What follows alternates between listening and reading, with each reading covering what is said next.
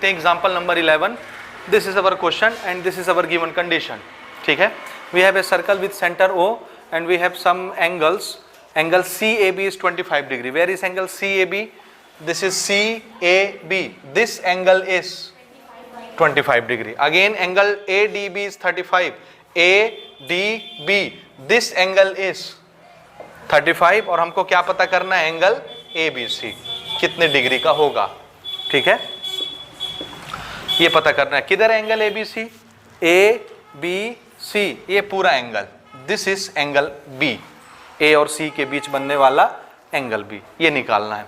तो देखिए ये एंगल कौन से ट्राइंगल का है? ABC. ये ट्राइंगल का है. इस ट्राइंगल का एक एंगल हमको पता है, एक और पता चल जाए तो एंगल सम प्रॉपर्टी लगा के कि ये प्लस ये 180 होता है. दो पता चल जाए, तीसरा नहीं निकल जाएगा. ये कितना होगा? क्यों? क्योंकि इस एंगल को किसने बनाया? इस सेगमेंट ने बनाया. आर्क बोलो, कॉर्ड बोलो, सेगमेंट बोलो, कोई अपराध है क्या? नहीं ना. अभी हम थ्योरम करके आ रहे हैं. तो आप चाहे कुछ भी बोलिए, सेगमेंट बोलिए, आर्क बोलिए, कॉर्ड बोलिए. ठीक है, सबका मीनिंग एक ही होता है. तो देखिए इसके एक एंड पॉइंट से ये लाइन आई, दूसरे एंड से ये लाइन आई, तो इस 35 को किसने बनाया? इसी सेगमेंट ने बनाया. इसके एक पॉइंट से ये लाइन गई, दूसरे पॉइंट से ये लाइन गई, तो इसको भी किसने बनाया? इसी सेगमेंट ने. और अभी हमने थ्योरम बनाया इस क्वेश्चन के जस्ट पहले. क्या? Angle made by same segment are always equal. So this angle is also 35. अब एक ट्राइंगल के दो एंगल पता है, तीसरा नहीं निकल जाएगा एंगल सम प्रॉपर्टी से. 25 और 35 कितने होते हैं भाई? 60. तो ये कितने का होगा? 120. तो एंगल B कितने का हो गया? 120. चलो नोट करते हैं फट से. Since angle ADB is equal to angle ACB. Reason क्या लिखना है? हाँ, angle subtended bye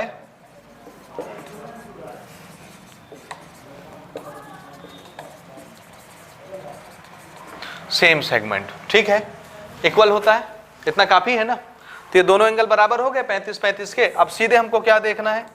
in triangle ABC bye angle sum property. Angle sum property कौन कौन से एंगल? डायरेक्ट लिख दें. Angle A plus angle B plus angle C. चाहे आप पूरे नाम लिख लो, चाहे आप डायरेक्ट लिख लो. कितना होगा? हमको कौन सा निकालना है? Angle B. एंगल B का नाम क्या है? ABC. समझ रहे हो ना, नाम में तो कोई भेदभाव नहीं है. एंगल A कितने का है? एंगल B हमको निकालना है. एंगल C अभी हमने कितने का बनाया? So this is angle B is equal to दोनों का सम 60.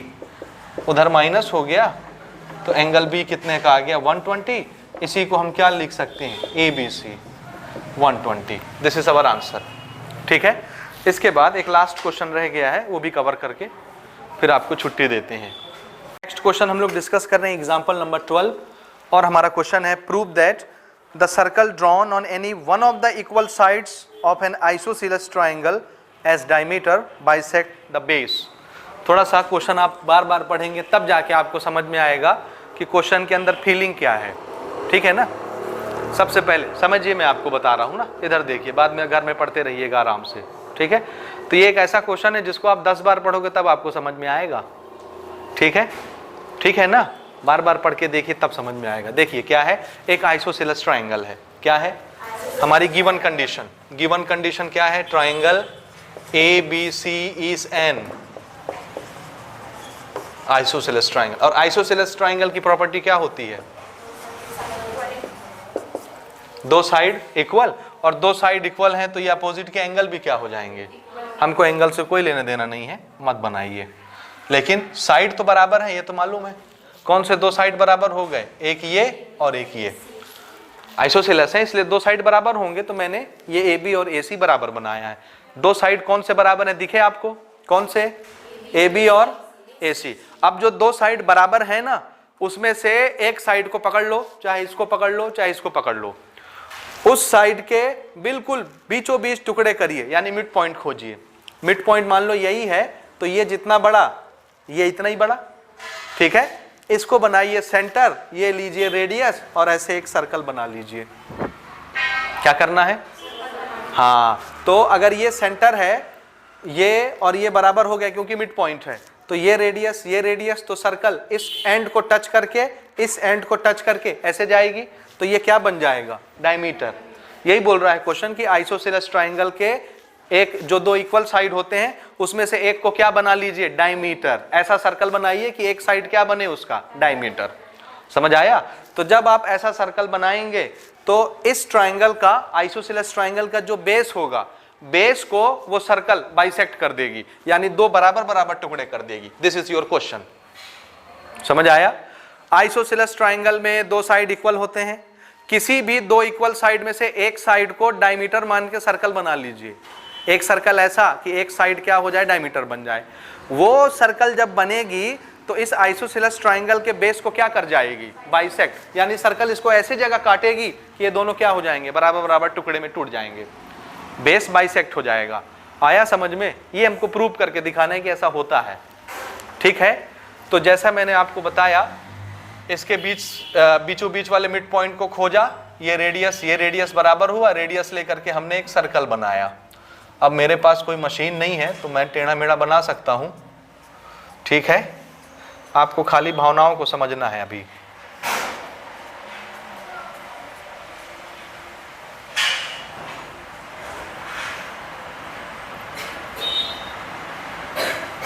ये नहीं बना, थोड़ा सा गड़बड़ बन गया है ना, इसको और इधर से आना है।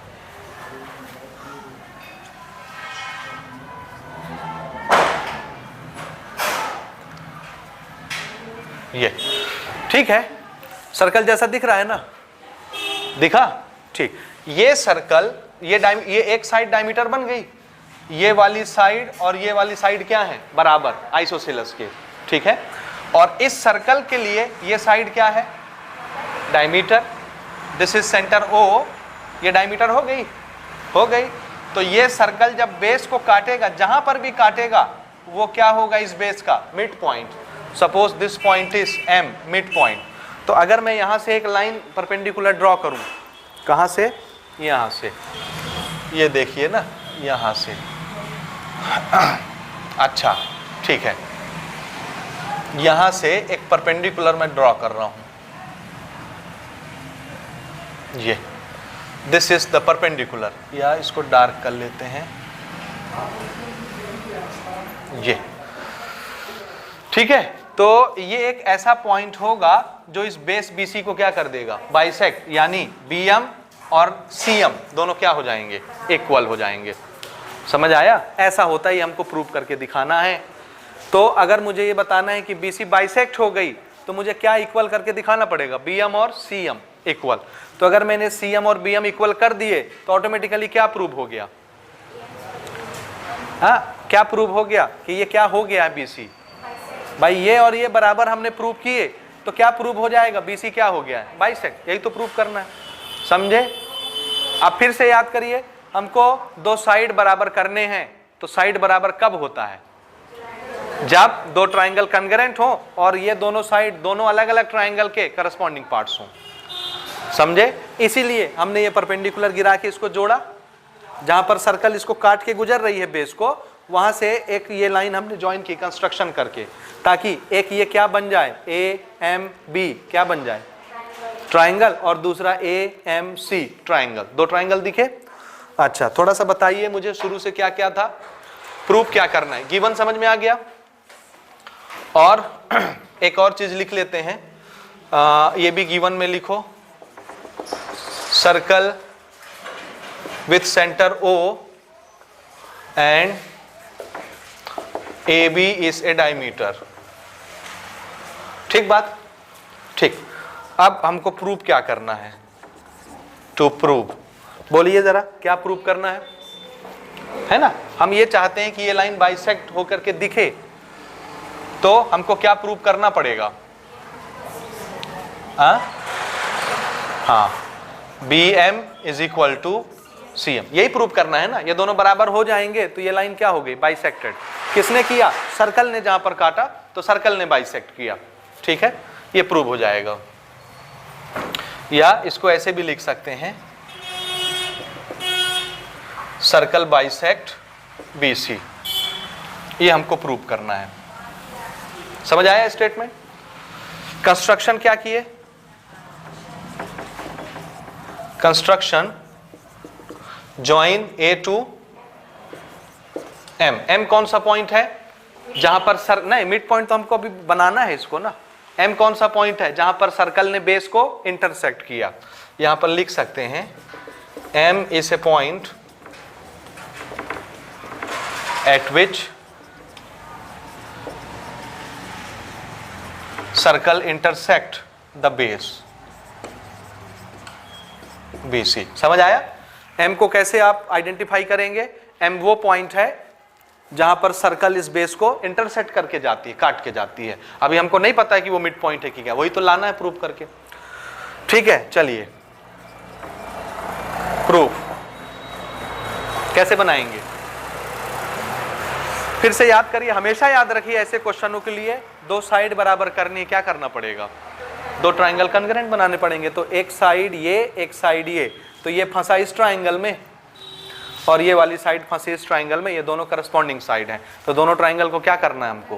कॉन्ग्रुएंट। सो इन ट्राइंगल कौन सा है भाई? एक AMB और दूसरा ट्राइंगल AMC।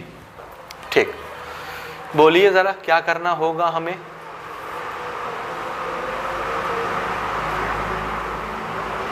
क्या करना होगा? सबसे पहले तो आपको एक काम करना पड़ेगा। ठीक, चलिए डायरेक्ट देखते हैं ना। हमको पहले से पता है कि AB और AC क्या है? बराबर। लेकिन उससे पहले एक छोटी सी चीज और कर लेते हैं। ये मत लिखिए ना, बाद में इसको लिखते हैं। एक छोटी सी चीज और देखिए, BC is a straight line है। BC क्या है? सो एक स्ट्रेट लाइन का ये वाला एंगल कितना होता है? 180 degree. And this is perpendicular. This is what? Perpendicular. So this angle plus this angle is 180 degree. ठीक है, देखिएगा ना, सिंस BC इज ए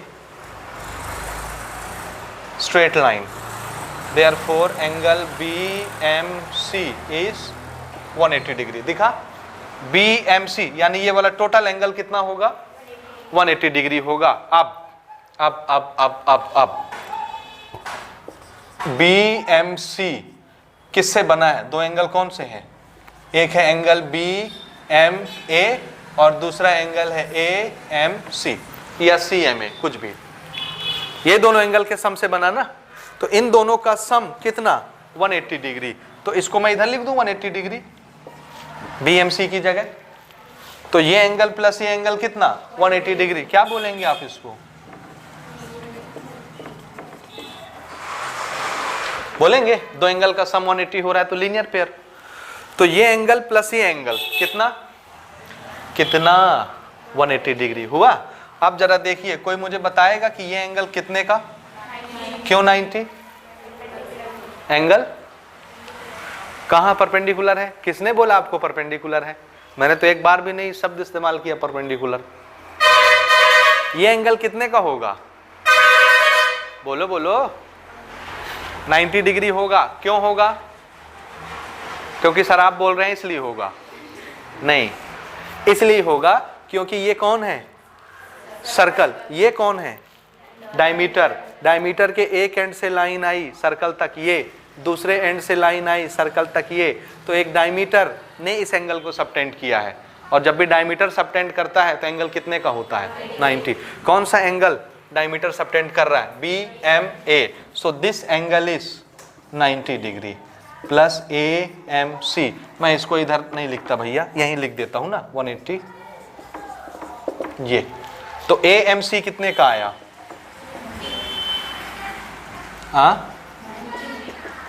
हाँ, कितने का? 90 डिग्री का। और यहां पर जो हमने BMA को 90 लिया है, क्यों लिया है?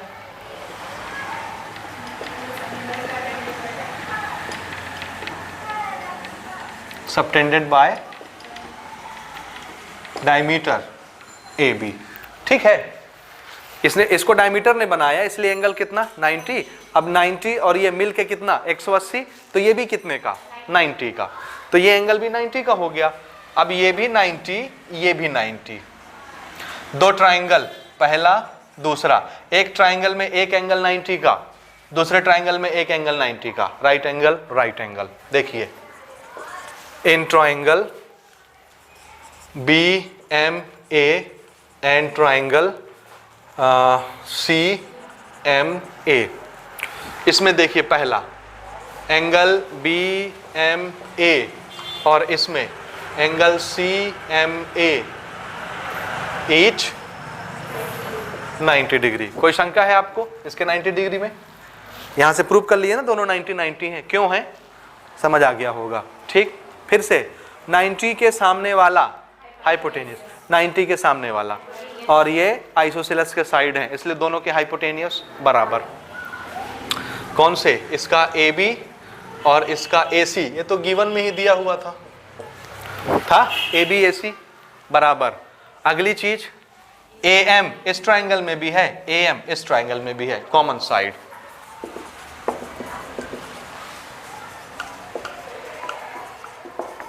हाँ, तो क्या हुआ कॉन्ग्रुएंट किस क्राइटेरिया से? RHS, right angle hypotenuse, right angle right angle, hypotenuse hypotenuse, one side RHS। Therefore triangle BMA is congruent to triangle CMA by right angle hypotenuse one side congruency।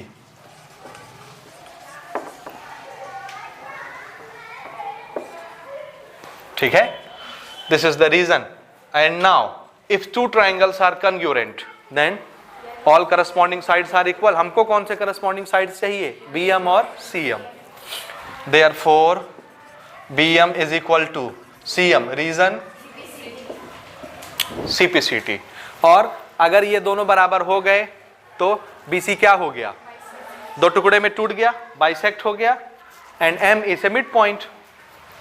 Therefore BC is bisected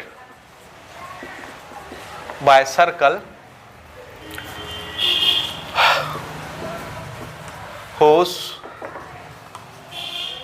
diameter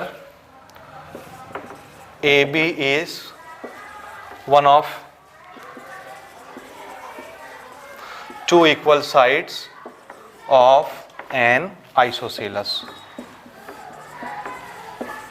triangle. हो गया, BC is bisected, इतना ही लिख दोगे, BC is bisected, बस हो गया, prove हो गया, BC इज बाइसेक्टेड। हो गया भाई, समझ आया ये प्रश्न? तो अपने आप में एक यूनिक क्वेश्चन है, इसको आप अच्छे से प्रिपेयर करेंगे। ठीक है।